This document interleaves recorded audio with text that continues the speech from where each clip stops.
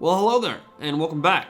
You may have noticed a bit of a hiatus for the channel over the last 2 weeks or so. Rest assured, I'm not going anywhere, but I have been very burned out on Total War in general, and I just needed a legit break from it. It's only natural, considering how hard I've been covering the series for the last 5 or 6 years, but I'm back. I'm ready to make some videos for a lot of different games and topics, but first and foremost, Total War, and as the machine ramps up for Shadows of Change, I will be right there to cover everything. In this one, upon the farmland of Sword of Torgold, the High Elves and the Lizardmen are duking it out for supremacy when a GIRTHQUAKE comes a-rumbling.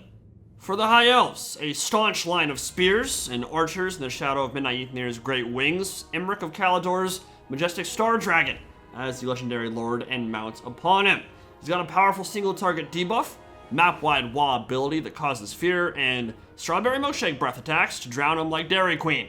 Freakishly strong lord and the mightiest dragon in the setting. Be supported by a life mage, only Earthblood down below, which is interesting. Must have been a funds issue here, I think, because kind of hard to skip regrowth when you have an investment that important with Imrik, but as this is a Caledor build, 2 Dragon Princes are a necessity to feel posh and proper. You'll provide much of the killing power for this army, big charge bonus, great stats with martial mastery, rounded out by a few Illyrian Reaver Light Cav. That is the Azure build. But on the other side, stuff's getting real interesting. Thunderous Stampede of the Triceratops has come as 2 Ancient Stegadons, including the Thunderous one, are on the move. Both have blowpipes mounted on those howdahs up top, but only one can call upon the judgment of the Uxmak to smite its foes with lightning like Zeus or Lord Raiden. Of course, as is common with expensive monsters to protect that investment, healing spells are gonna be the play, and a life slot with regrowth, Earthblood, Shield of the Old Ones, and Banishment will watch from the wings. No blood statue out of spite though, which is surprising because it's really good, especially for stuff like Dragon Princes. Basiladon Rev Crystal adds yet more healing, and the cohort of Waddle, Sacred Boxgors with Perfect Vigor, could be a good answer to Elven Cav as they bypass armor and physical resist. Other than that though, just a swarm of skinks, no Cav or skirmishers to speak of, so as the Children of the Old Ones move down into the ravine, they will be on the attack with only melee troops, and Stegadons are going to be key here. They are surprisingly good in duels versus other monsters. If I remember correctly, it's because they have huge mass, stagger, that kind of comes with the territory, but they double attack on their charge, which means they tend to overperform in SEM fights despite their low melee attack. Basically, their hit chance is higher than their stats would indicate, which makes cyclocharging with them really potent, even against large targets. Obviously, they bully infantry and foot characters, we know that, but even Imrik and his Star Dragon have to be careful where he lands with the Triceratops nearby. And to get things kicked off, Sacred Boxgors into the fray, backed up by some skink cohort. Love to see that interplay, and the next time Lizardmen get an update, I'd like to see more of those Harmony unit type interactions get added, because skinks and Krox go together like peanut butter and jelly, like Regis and Kelly. When they are working in tandem, they should both become better. Their mighty power fist, this staunch line of spears, unlikely to hold out for very long.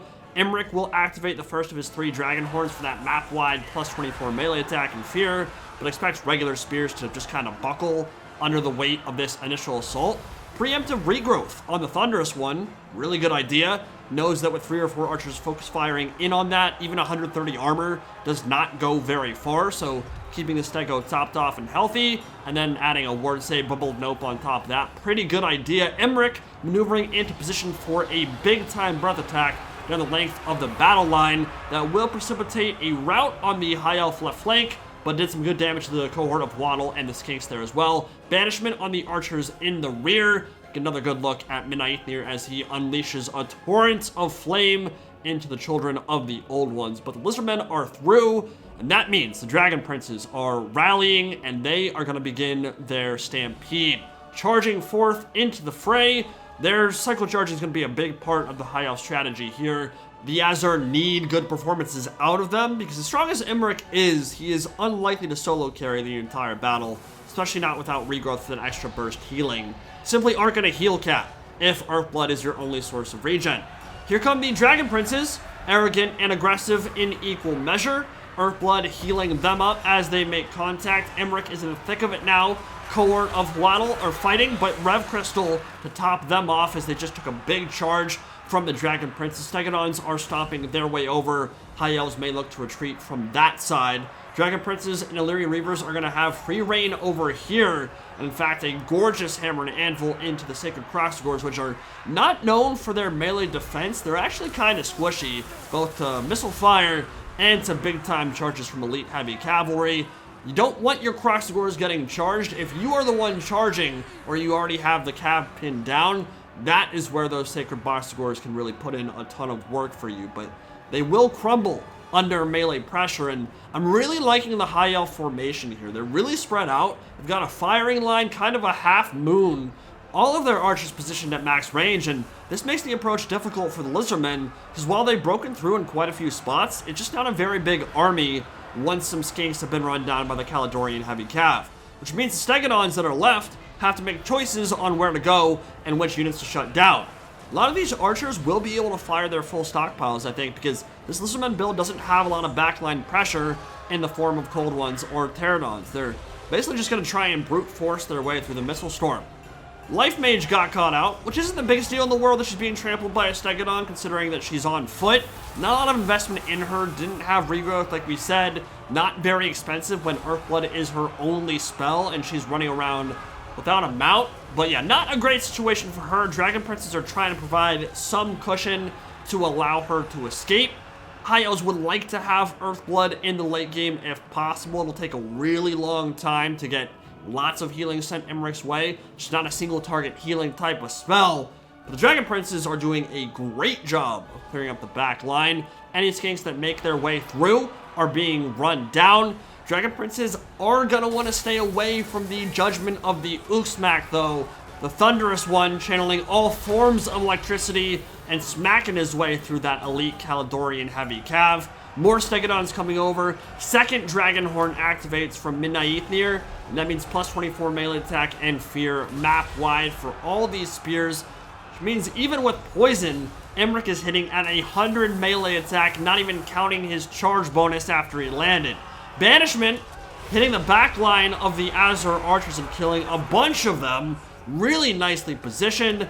And more Dragon Princes terror routing. That is dangerously close to the white line. We'll see if they can return. Smart Lizardman player there will chase them to the edges of the map. If you're not given any space, they will not return. That would be a huge loss, because even though that's still not a ton of HP, you get a lot of work done with 20 Dragon Princes or so, especially with all these skinks still on the field. And yes, they did indeed route off the map. That is a big loss for the Azure.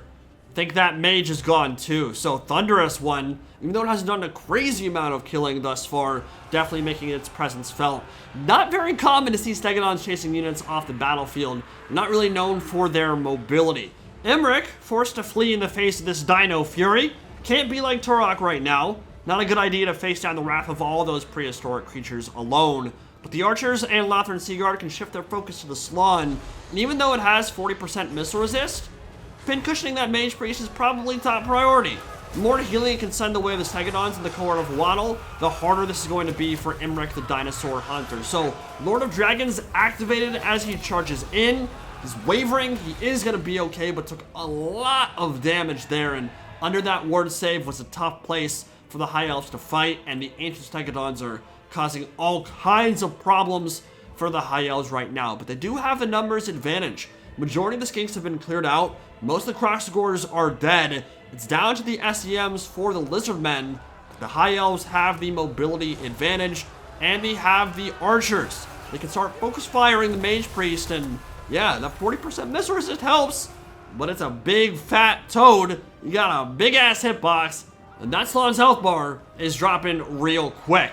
I wish Imrik had not gone in there. I think a little bit more patience from the High Elves would have put them in a better position. They're still okay, very much still in this battle, but he took a lot of damage there that was maybe unnecessary, and the Dragon Princes were a little bit slow to reinforce and support him, so he took the brunt of that Dino assault. Thunderous One coming back from his stampede over at the corner of the map, chasing after the Dragon Princes and the Mage, coming in now to shut down the archers, and Imrik is no longer in a position to stop this. Although I think with these isolated dinos, it might be a good idea for the Dragon Princes and Imrik to commit now, because once they reach that critical mass and all get together, that is when it's going to be extremely hard to take down the dinosaurs, when they can all be under that ward save, that bubble of note from the Slann Mage Priest, all get the heals from the Rev Crystals and the Earth Bloods. That's going to be tough. So the Cav is coming in now.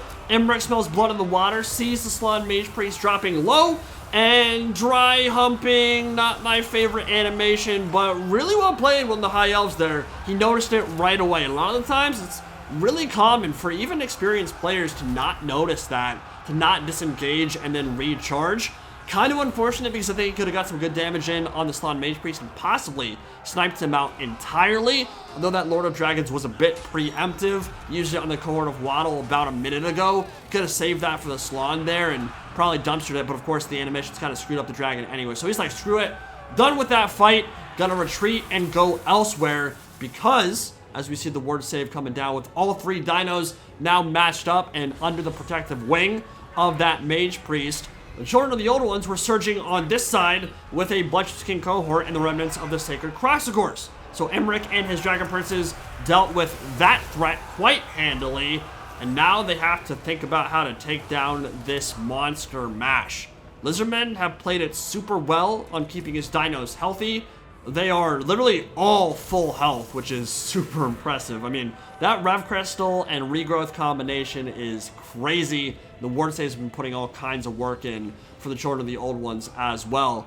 Slann Mage Priest is nearing the end of his life cycle. Been around for about 6 or 7 millennia. Not sure if that's a 3rd or 4th generation Slann, but he's not long for this world. The High Elf archers are straight up pin cushioning that poor dude, and the Toad, when he drops, that is going to be a lot of healing they no longer have access to, because I think he still has some Winds of Magic left in the tank with his Greater Arcane Conduit.